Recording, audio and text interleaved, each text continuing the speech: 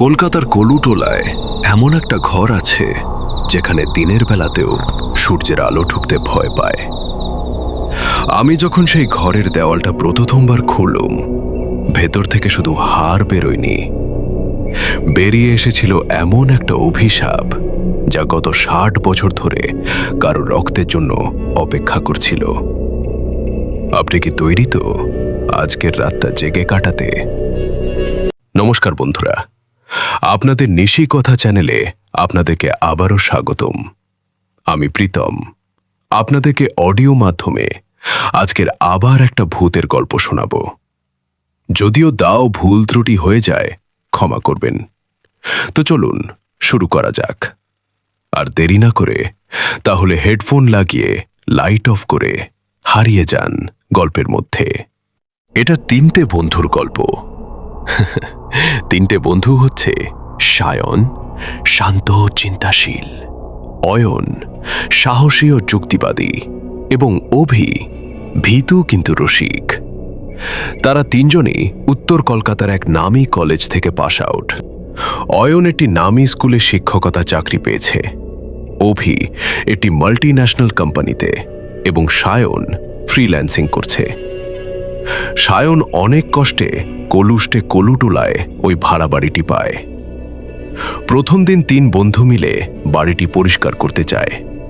তারা যখন সিঁড়ি দিয়ে উঠছে, সায়ন লক্ষ্য করে সিঁড়ির ধাপগুলো যেন গুণে শেষ করা যাচ্ছে না। প্রতিবার গুনলে সংখ্যাটা বদলে যাচ্ছে। পাশের বাড়ির এক অদ্ভুত বুড়ি, যাকে সবাই পাগলি মাসি বলে ডাকে, সে তাদের দেখে অদ্ভুতভাবে হাসে আর বলতে থাকে, ৩ জন ভেতরে যাচ্ছিস, কিন্তু ফিরবি কজন? মা যে রক্ত চাইছে। সবাই অবাক হয়ে গেল আর একে অপরের মুখের দিকে তাকিয়ে থাকল। তারপর বুড়ির দিকে তাকাতে এগুলো বুড়ি ওখানে নেই, কেউ অতটা পাত্তা দিল না। সায়ন ওই বাড়িতে থাকতে শুরু করার কয়েকদিন পর অয়ন আর অভি সেখানে রাত কাটাতে আসে। তারা ৩ জনে মিলে বাড়ির ছাদে আড্ডা দিচ্ছিল। হঠাৎ অভির নজরে আসে ছাদের কোণে একটা ছোট্ট ঘর, যা বাইরে থেকে দেখা যায় না। দরজা ভেঙে ভেতরে ঢুকতেই তারা দেখে ঘরটা ধুলোয় ভর্তি, কিন্তু মাঝখানে একটা আসন পাতা আর সেখানে টাটকা রক্তে জবা ফুল সাজানো। ওইটা দেখে রীতিমতো সবাই ভয় পেয়ে গেছিল। আর অভি তো আগেই বলল যে এখানে নিশ্চয়ই কোনো অশুভ শক্তি আছে, সবাই ভিতরে ঢুকে। একটু ভালো করে দেখতে লাগলো। সায়ন বলল, পুরনো ঘর তো আশেপাশে দেখি, ঘরটার ভিতর যদি কিছু পাওয়া যায় তো। এই বলে সায়ন মেঝে খুঁড়তে শুরু করে এবং সেখানে পায় এক বিশাল সিন্দুক। সিন্দুক থেকে বেরিয়ে আসে হরমোহন পণ্ডিতের ডায়েরি। ডায়েরি থেকে জানা যায় হরমোহন শুধু একজন তান্ত্রিক ছিলেন না, তিনি ছিলেন একজন ছায়াসিদ্ধ কাপালিক। অর্থাৎ তিনি মানুষের ছায়া দিয়ে তাদের ভাগ্য নিয়ন্ত্রণ করতে পারতেন। ডায়েরিতে লেখা ছিল, যদি কেউ আমার সাধনা পূর্ণ করতে আসে, তবে তাকে আমার 7টি নরমুণ্ড খুঁজে বের করতে হবে, নয়তো সে নিজেই হবে অষ্টম মুণ্ড। সুধাংশুবাবু পাড়ার পুরনো লাইব্রেরিয়ান। তিনি সায়নের বাবার পরিচিত ছিলেন। সায়ন তার কাছে সাহায্য চাইলে তিনি এক ভয়ঙ্কর সত্য ফাঁস করেন। সুধাংশুবাবু জানান, সায়নের স্কুল জীবনের বন্ধু নীল, যে 10 বছর আগে নিখোঁজ হয়েছিল, সেও ওই বাড়ির সামনে থেকেই হারিয়ে গিয়েছিল। তারপর থেকে তাকে আমরা কখনোই দেখতে পাইনি। এটা শোনার পর সবাই একটু অবাক হলো। তারপর যে যার মুখের দিকে তাকিয়ে আবার ফিরে গেল। সায়ন ঘরে ফিরে দেখে অয়ন আর অভি যেন পাথরের মতো জমে দাঁড়িয়ে আছে। তাদের চোখ দুটো সাদা হয়ে গেছে। হঠাৎ ঘরের আয়নাটা তরল হয়ে যায় এবং সেখান থেকে নীলের হাত বেরিয়ে আসে। নীল সায়নকে ডাকছে। সায়ন ভয়ের চোটে আয়নার ভেতরে ঢুকে পড়ে। সে আবিষ্কার করে আয়নার ওপারে এক অন্য কলকাতা, পুরনো, অন্ধকার, আর সেখানে কেবল তান্ত্রিকের শিকার হওয়া আত্মারা ঘুরে বেড়াচ্ছে। অয়ন আর অভি সায়নকে না পেয়ে দৌড়ে যায় দক্ষিণেশ্বরের এক সিদ্ধ পুরুষ শ্রী বিদ্যানন্দ মহারাজের কাছে। তিনি একজন তান্ত্রিক ব্রাহ্মণ পণ্ডিত।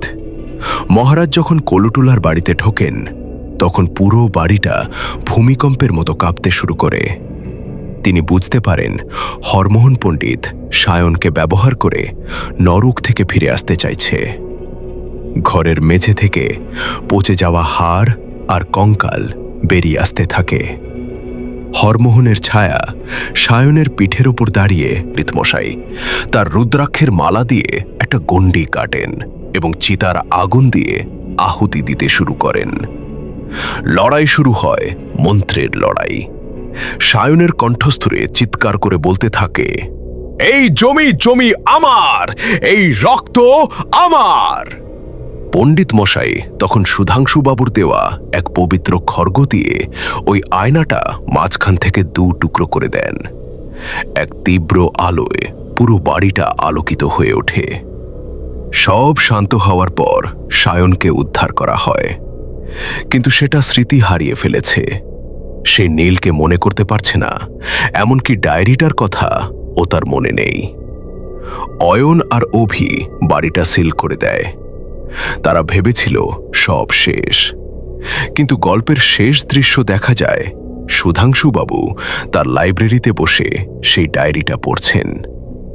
সুধাংশুবাবুর ছায়াটা যখন দেওয়ালে পড়ছে, দেখা যাচ্ছে সেই ছায়াটার হাতে একটা নরমুন্ডু, আর তার মুখটা হুবহু হরমোন পণ্ডিতের মতন। তিনি হাসছেন আর বলছেন, সপ্তম বলি তো আমি ছিলাম, এবার অষ্টম বলির পালা। সায়ন তো কেবল মাধ্যম ছিল। তো কেমন লাগলো গল্পটা? আপনারা সবাই আমাকে কমেন্ট বক্সে জানাবেন। আর গল্পের পার্ট 2 যদি চাও তো এই ভিডিওতে 100 লাইকসের টার্গেটটা প্লিজ কমপ্লিট করে দেবেন। আর হ্যাঁ, কমেন্ট বক্সে বাট 2 লিখতে ভুলবেন না। এটা আমি জানতে পারবো যে আপনাদের পার্ট 2 লাগবে। আজকের জন্য এটুকুই। সবাই ভালো থাকবেন, সুস্থ থাকবেন।